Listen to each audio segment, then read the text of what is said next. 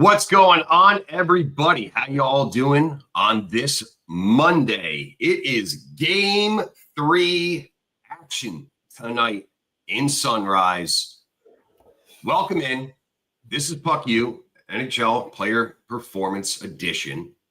Brought to you by the good folks over here at Ylose.com. That's the letter Ylose.com. I'm Mike Burns. This is Les Victory.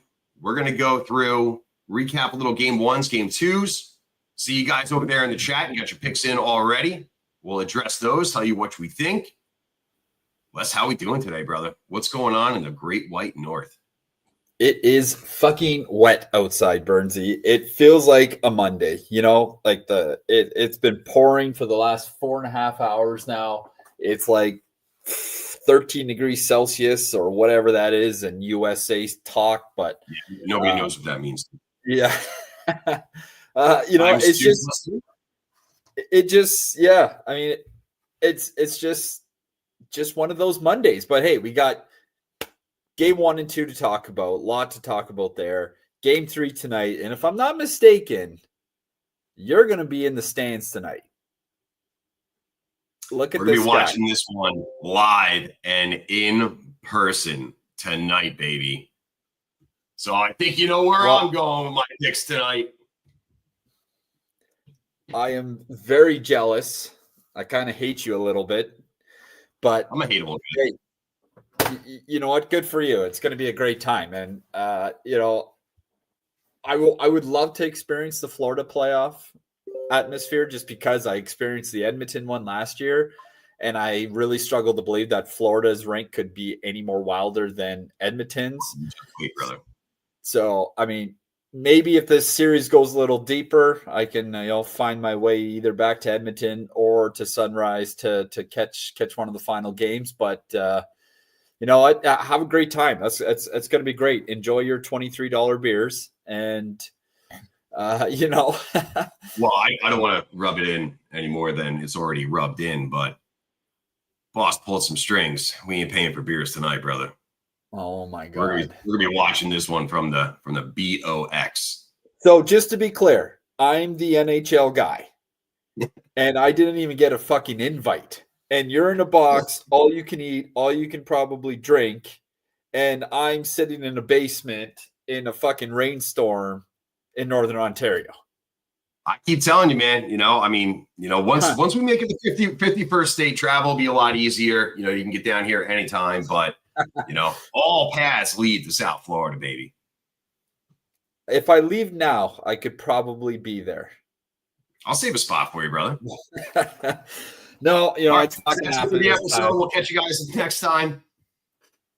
Yeah, we're doing this live from the box as we're slugging Sleeman Ultras, whatever else is included in a box. I've never been in a box. It's fucking bullshit. Anyways, whatever. I hope you have fun. Enough about me living the good life tonight. Let's get to action that I'm going to be watching in person. While my butler is leaning over my shoulder asking, Mr. Burns, can I get you another? You bet your ass you can. Are you bringing a bell? Ding, ding. I'm just going to give the nod. He'll know. Yeah, hey. If I could whistle, I could do it. What is this, Tito's? I wanted spicy Doritos. Fucking garbage. All right, game 3. Looking down the barrel at it. I mean, we were talking before we got on here, right? I mean, this is the Stanley Cup Finals. And we've had 2 overtimes for game 1, 2 overtimes for game 2. And a hell of a fucking lot of goals getting scored here. We had 9 goals last game, 7 goals game 1.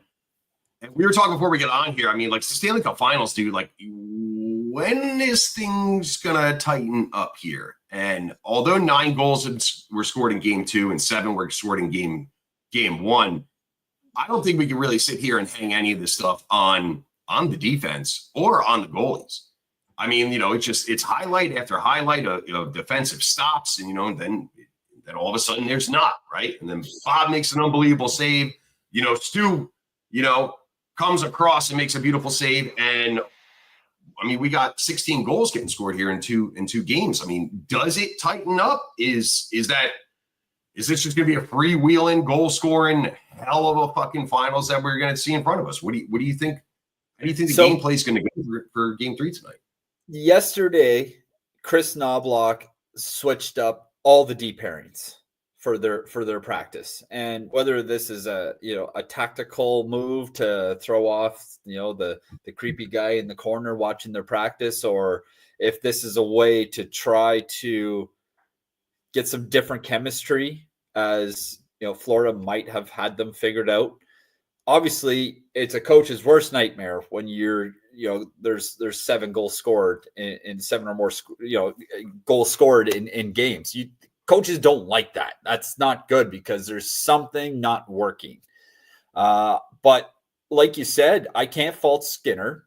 I can't fault Bobrovsky. Both these goalies have played exceptional. Sure, I thought maybe a goal or two. One of those. Yeah, you probably could have had that.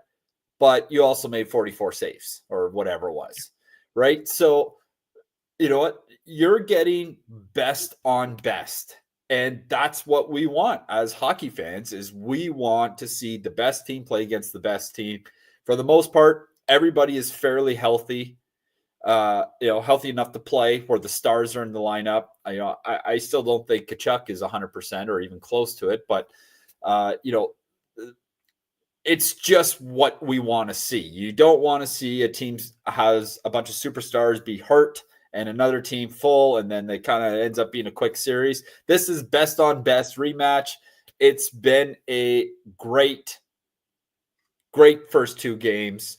And honestly, it comes down to chances. And Florida outchanced Edmonton in the overtimes. That game could have ended a few times. Reinhart had a breakaway. How often does he miss? The one ends up going through the crease behind Skinner.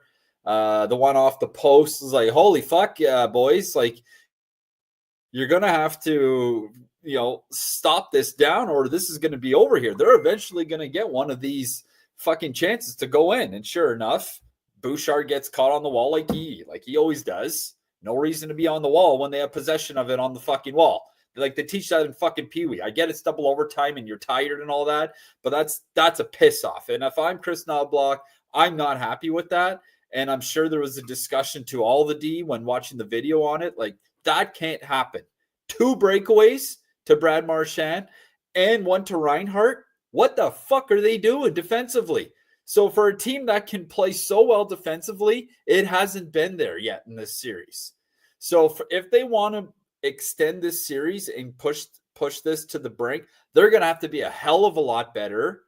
And the over is cashed 4 straight times now when these two teams have met over the last 4 games, including the regular season. I'm hammering the under tonight because I don't think this is sustainable. I don't think we're going to see these shootouts night in and night out. Well, I mean, from a fan perspective tonight going to the game, I hope you're wrong. I want to see another 9 goals get put up. I want to lose my fucking voice, lose my fucking mind. But I mean, listen, it's playoff hockey, right? What's more exciting than a 2-1 game, a 3-1 game? So I mean, everyone's dialed in. The walks on the beaches are in. Everyone's been in South Florida for a couple days now. You're going to see some pink skin coming out there. Everyone's going to have a suntan. And maybe this is the game. I mean, they were talking at the end of the broadcast. And I think you even mentioned that they were talking on NHL Network about the possible, tough ice conditions. You're coming from Edmonton, who, classically has the best ice in the league, coming down to South Florida. I mean, it's fucking 95 degrees out here today. I mean, it's hot as balls. And I understand technology is technology, but I mean, are you going to see more goals or less goals with a bouncy little puck? You're trying to slide it across, a little saucy pass post to post, right? And it just goes right over the guy's stick, where it doesn't land flat. I mean, but then you start talking about like knuckle pucks and shit. If you're shooting it while the puck isn't flat, it's a little bit of a different kind of look coming in, on the goalie. So, I mean, yeah,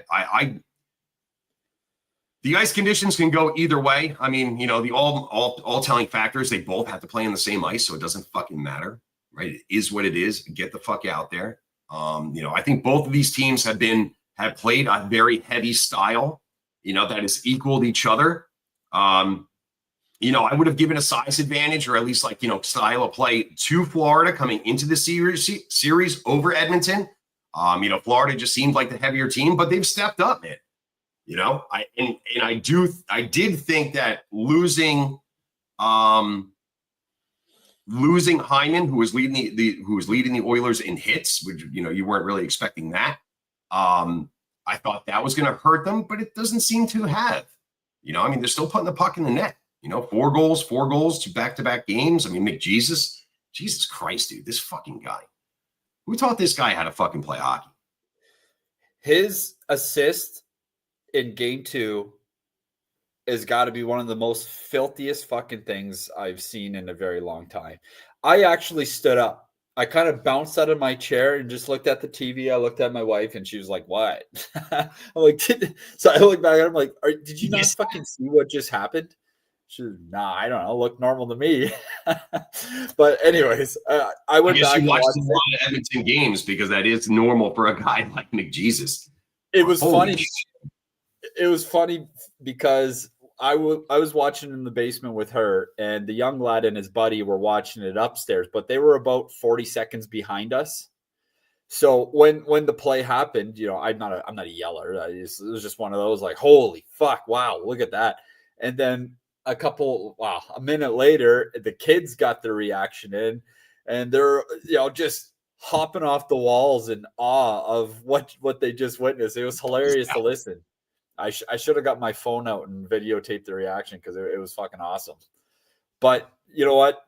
He's trying to be the hero, and Edmonton needs a hero.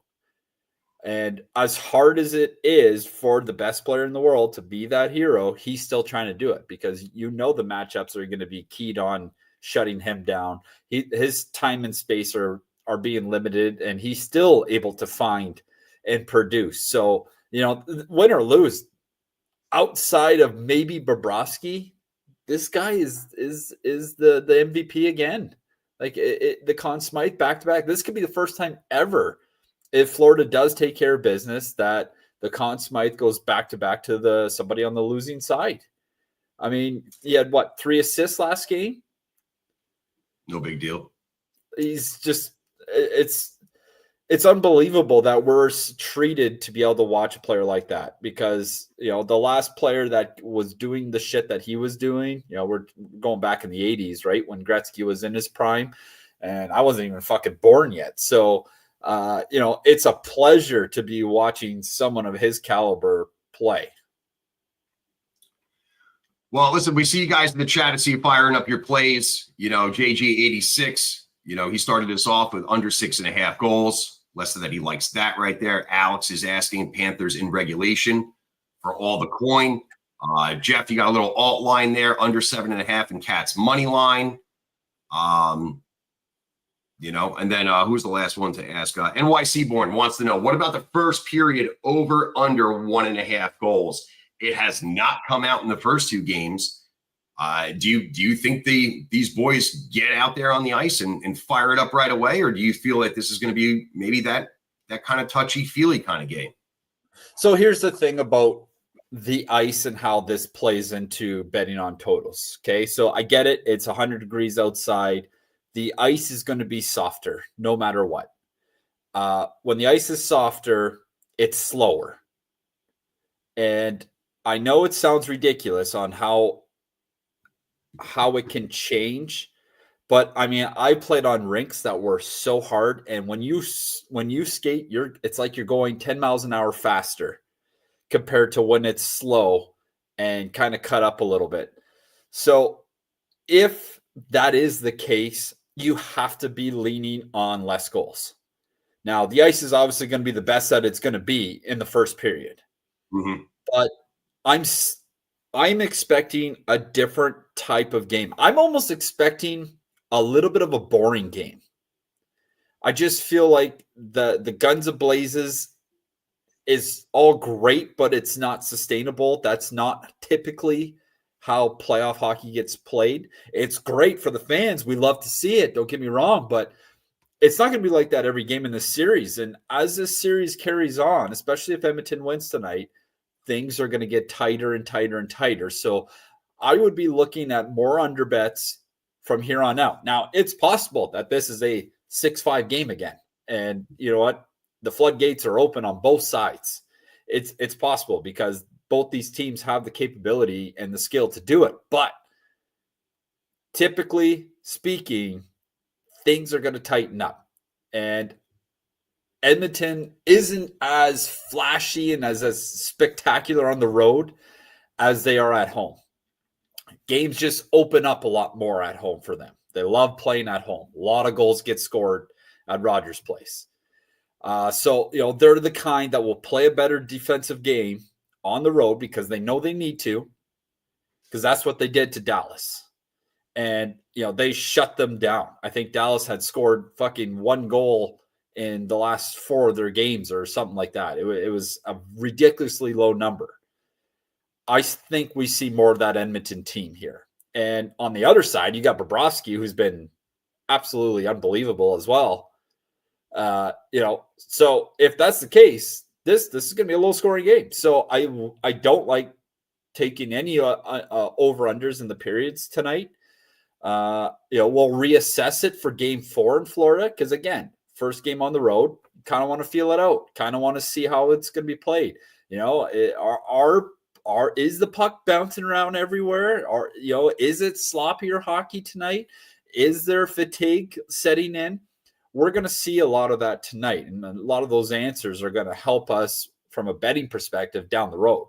And I get it. It changes night in and night out, but all we have is the information that's in front of us. So that's what we're going to use.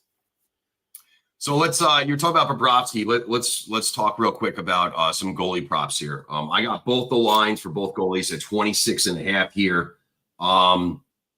Edmonton back-to-back 46 shots on goal. Game 1, game 2. Panthers had 32 in game 1, 42 in game 2. Obviously, both those overs cashed. I mean, if you're thinking that the game that the goals are slowing down, do you think the action slows down as well? I do. I do, because in Florida, let's just numbers ticked up. Every game has ticked up. Let's just recap the last 4 games these two teams have played in Florida. 24 saves for Bobrovsky. 23 saves for Bobrovsky. 19 saves for Bobrovsky. 18 saves for Bobrovsky. Edmonton's not going into Florida and peppering 30-plus shots on goal. The history says that that's not what's happening. So, yeah, I think this tightens up. I personally think that number for Bobrovsky is too high. I mean, if we see double overtime, well, yeah, it's going to fucking cash. You can't count on that. But I think it's too high. That over hasn't hit in the last 4 meetings in Florida. And it's not very often we see Bobrovsky's number be that high. Usually it's 21 and 22. Mm-hmm. So I really like the under Bobrovsky saves. All right. Talked about all of our angles, likes, leans, saw your guys' plays in there. Let's go on head on over to best bet. What are you feeling the best out of everything that we're talking about here? We talk about McDavid and Draisaitl and how good they've been. Excuse me. And the amount of traffic that they get to the net. I gotta believe that McDavid struggles a little bit more tonight. So I gotta go with Connor McDavid under 3.5 shots on goal. Because if I'm right about the under shots, and if that pattern continues, that means he would have to be responsible for almost 20% of Edmonton's shots.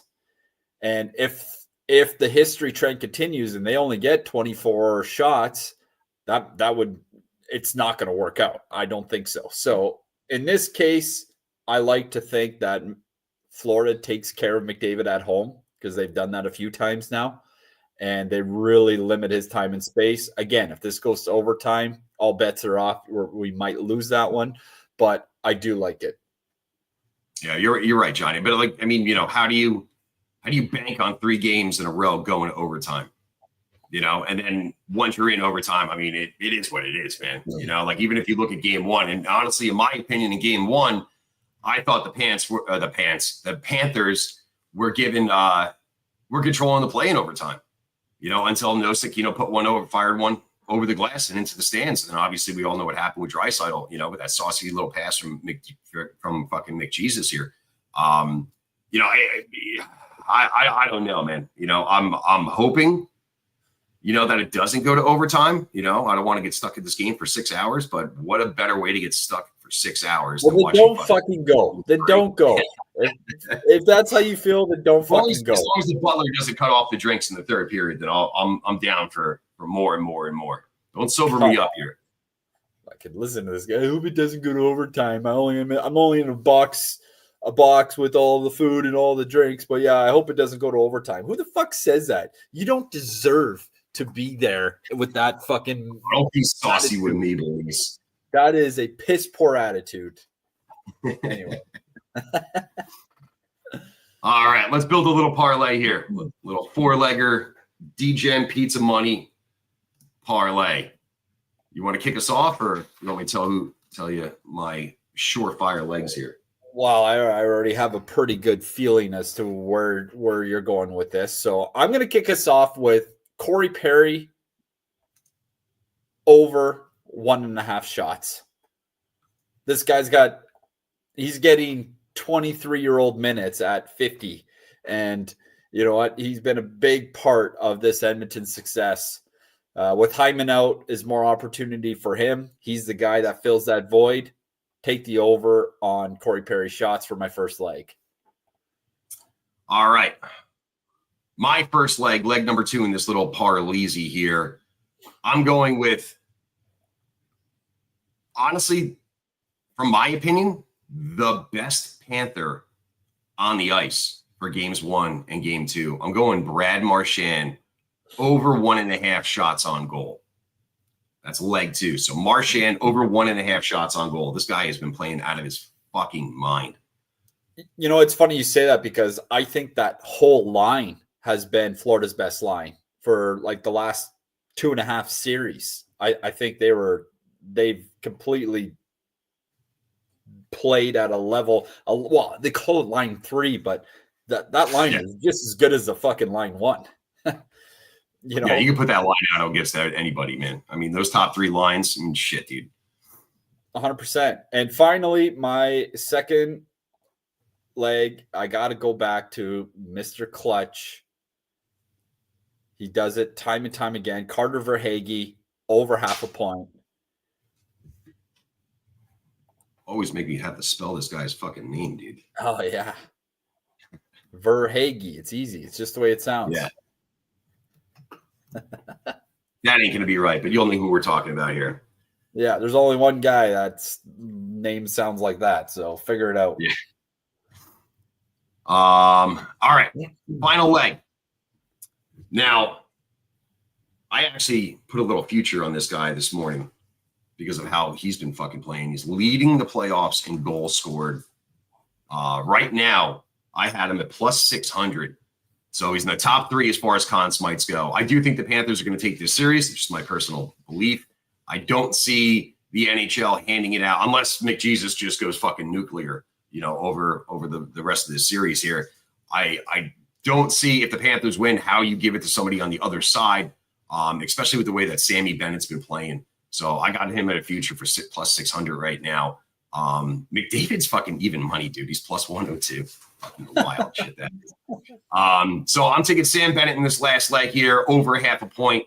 All this dude does is fucking score, in front of the net.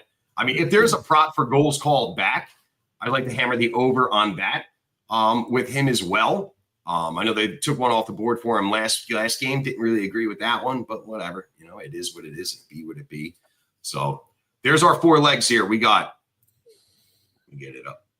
Get it on up. So we got Brad Marchand over 1.5 shots on goal. Sammy Bennett over 0.5 point. Corey Perry over 1.5 shots on goal. And Carter Verhaeghe over 0.5 point. Mr. Clutch, indeed.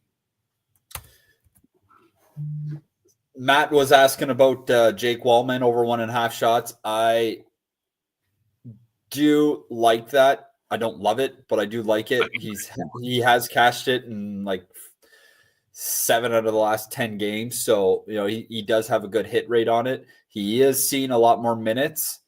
And if in fact Edmonton does stick to a mixed up D-core tonight, like they were practicing yesterday, he might actually get opened up a little bit more, because this guy has been playing with a lot more confidence, and this guy is going to be really good down the road. He's just a young guy, but you need to be consider him, when you're looking at props, because he's